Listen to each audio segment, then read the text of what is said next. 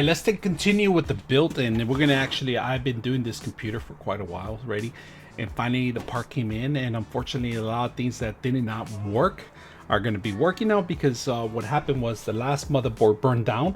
Same model, it's just a different actual case, and the case did not work with a couple things, so we're going to go ahead and mess around with it. One particular thing that did not work well was the actual USBs. If you guys can see, there's only one USB on this motherboard input.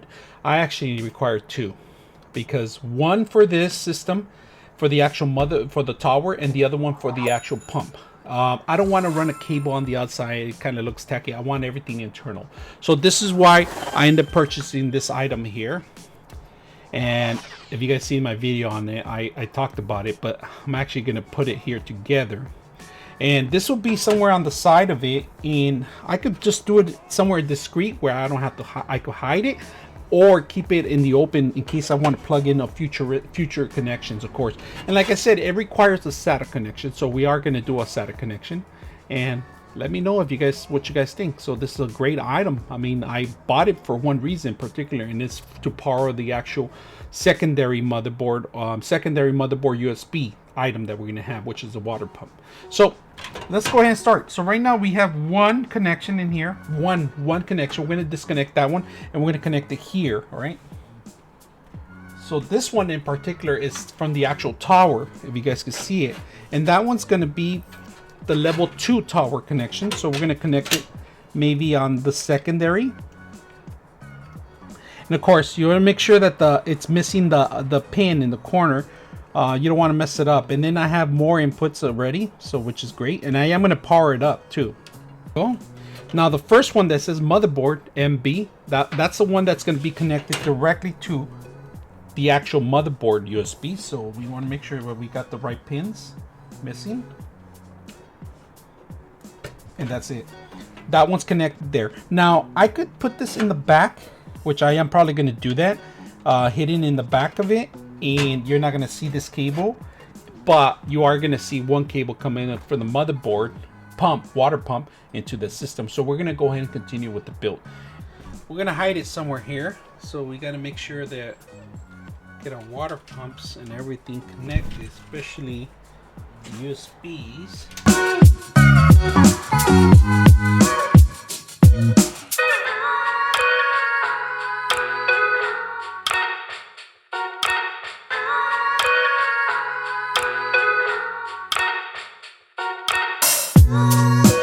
Alright, so I had a little problem with this case itself. I mean, it couldn't pass the cable to the back. Let me see if I can zoom out. I couldn't pass them back there, so it has to be through the front. And unfortunately, I had to put this cable right underneath between these two, make it a little difficult. But I was able to pass the cable underneath, over it. This is going to be the actual fan cable, and then I'm going to power it up through another vent that goes through the back, making enough space. You guys can see that. That needs a little horrible right now, but I'll try to fix it. I can't really pass this cable to the back. The pump, I was gonna put it on this side, but it makes sense to put it on this side because there's more equal space. It won't hit the GPU and the fan next to it, so the GPU is gonna be pretty this tall. So putting it back together, I had to loosen this up. I had to take the top off. That's the only way it went in, and then I'm gonna put it back in there right now in a bit, and then cover it up. But it's looking good. It's looking great. We're gonna continue the build in a bit. And so this is the fans on the top. It's gonna blow air into the bottom.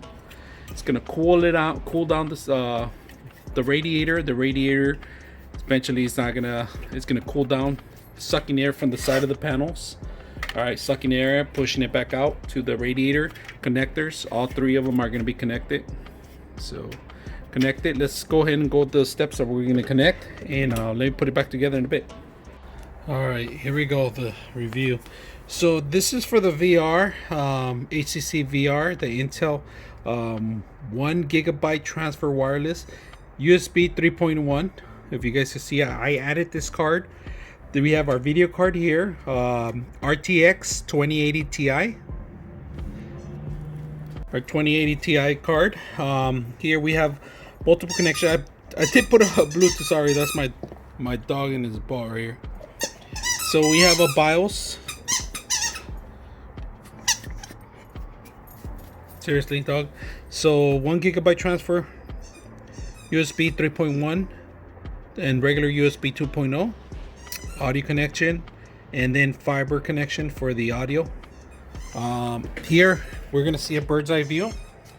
We have eight memory chips in 2 different directions. One NZXT pump with 3 fans over it, with the radiator. 3 additional fans on here, and then we have our connection here where we're gonna connect to. We have lights all around it, but I really don't like too much lights.